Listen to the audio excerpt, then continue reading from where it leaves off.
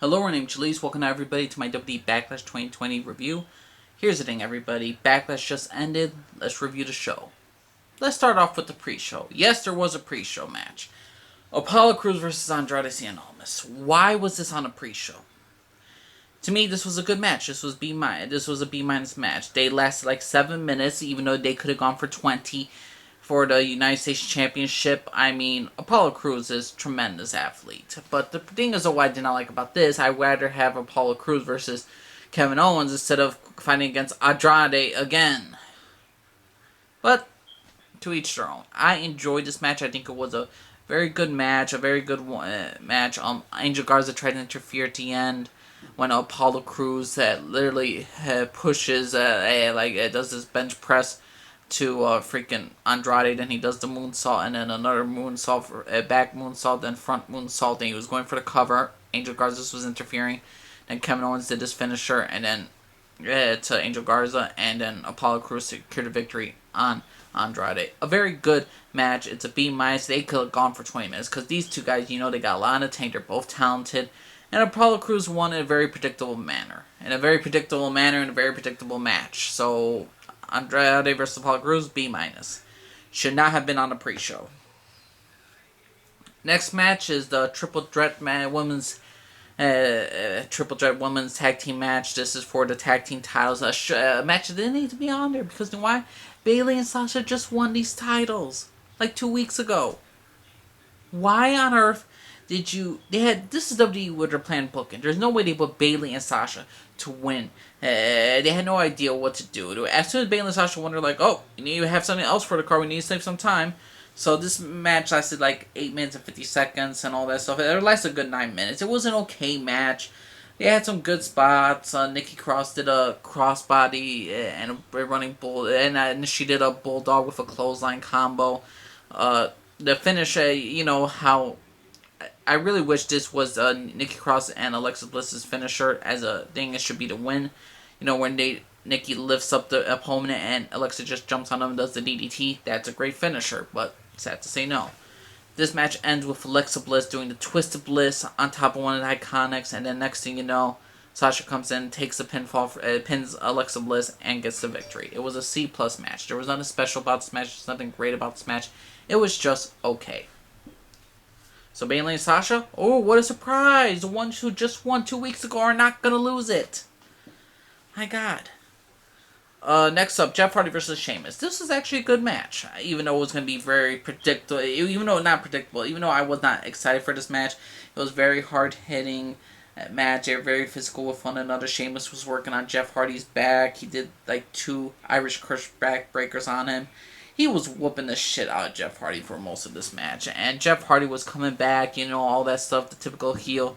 And babyface come back there getting beat up so much. He does the twist of fate and the swanton bomb, but he was so close to the ropes. Sheamus got his leg on the ropes and survived. And then Sheamus and Jeff Hardy takes a risky move like he always does.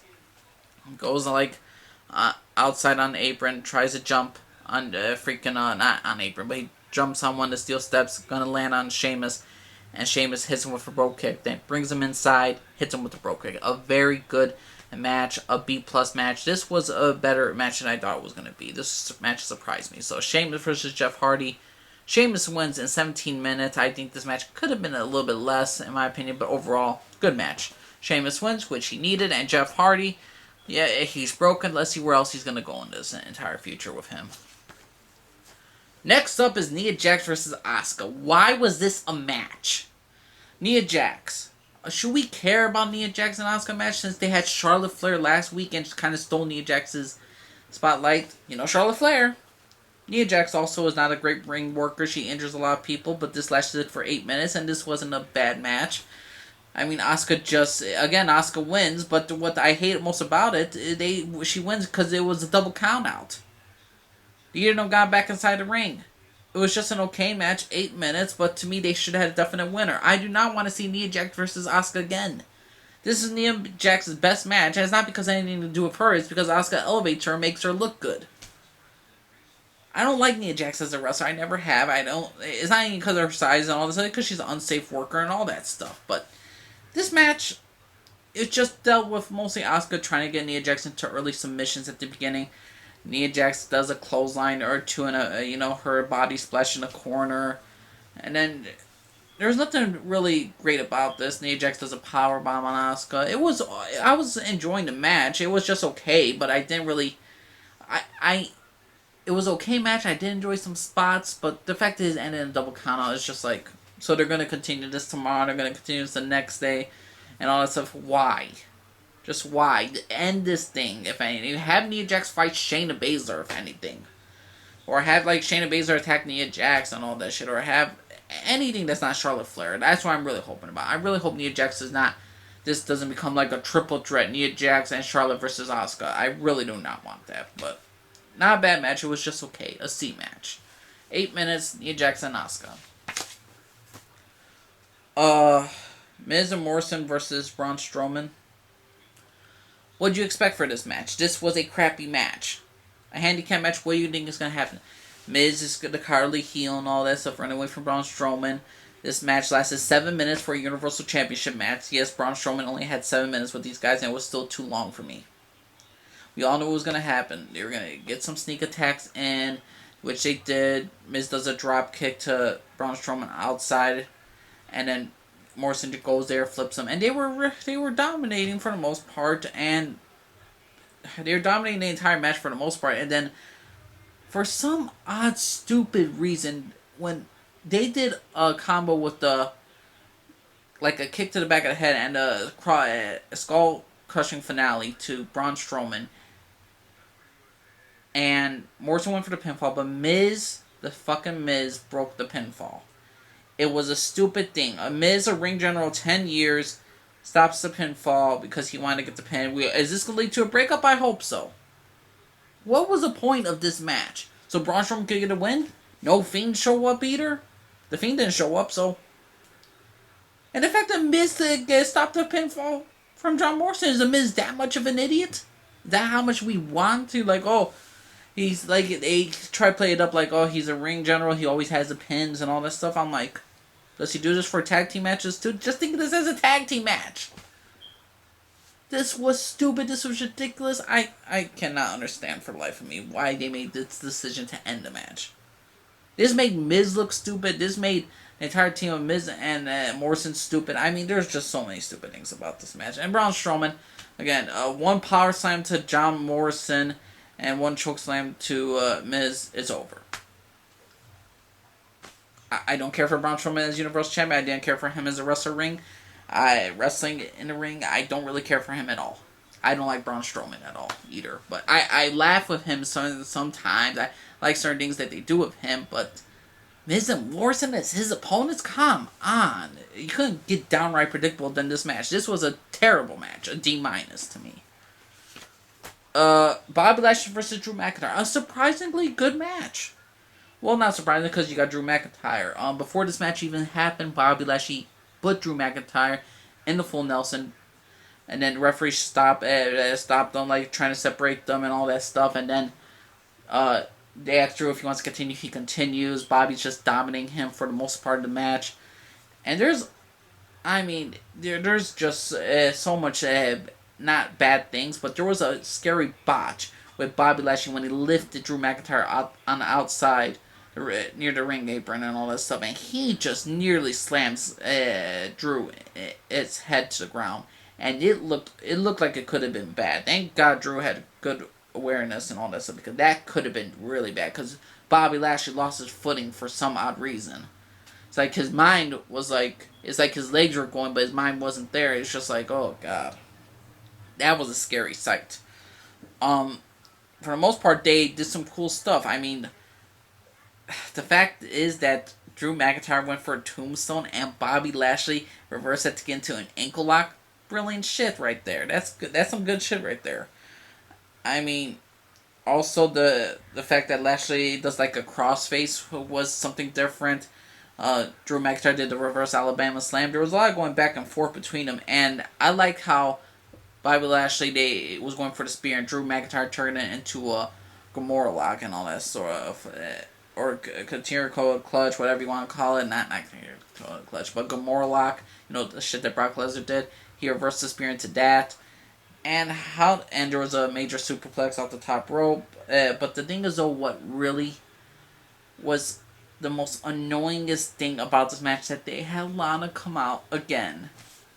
They had Lana, well, not come out again, but Lana came out, distracted her husband. Lashley got Claymored in the face by Drew McIntyre. That's how this match ended, with a distraction. So you know this is going to be continuation, which I wouldn't mind, because, you know, Lashley and Drew, they actually surprised me in this one. I'm like, what? I want to see what they could do for the new one. I want to see the new thing they could do. But more likely, this is just going to add to Drew being Lashley again, and then MVP telling Lashley, you got to choose between me and Lana. He's going to choose MVP, and he's going to divorce Lana. Well, if you do predictable shit, that's going to be the future of WWE. WWE, predictable shit. It was a B+ match, 13 minutes. Pretty good match. Surprised the shit out of me. Drew McIntyre, once again. Another great match. Almost stole the show. Street Profits versus Viking Raiders for tag team titles. This match never took place, because they did a cinematic, funny, cheesy one-liner, Power Ranger, old 90s style type of shit. This was a cinematic experience that did not need to be on the show, and it was just downright awful. These two, Street Profits are tag team champions and a Viking Raider. I prefer a match between them, but more likely they have no other tag team, so they're just draining this Drew. This was not even a match, it was just a gimmick, and I would just give it an F. I don't care for it, I skipped it for the most part. I was watching, but I'm like, why is this going on freaking forever? And I could not care for this thing. Forget the Street Profits and the Viking Raiders. You don't even get a little photo card, I don't give a shit. Edge versus Randy were the greatest wrestling match of all time and all this stuff. They've been promoting this shit for the longest, so I was hoping it led up to the hype. It kind of did. This should have been a WrestleMania match. There was a lot of great stuff.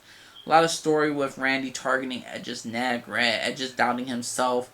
At the beginning, Edge does a couple of arm drags, but Randy counters. Edge does a couple of leapfrogs, and Randy counters again. Edge does like a big boot to Orton in the back. Outside the ring, and then gets control of the match. He works on the hand a lot against Orton, and there was this one spot where Edge headbutts Orton and clotheslines him on the top rope to the apron, to the outside, and somehow Randy gets busted open. Why? How? Probably a cutscene, because this thing was obviously taped, so they probably filmed that thing. They told him to hold it, probably let him cut himself, and then there you go. But overall, after that, this match was starting to turn really different. This match was a long match, but I'm going to give it a 9.5 out of 10. I think this was a great match. I think this was an A match. This was definitely one of the best matches Randy has in a long time. This is definitely one of the best matches Edge has had in a long time.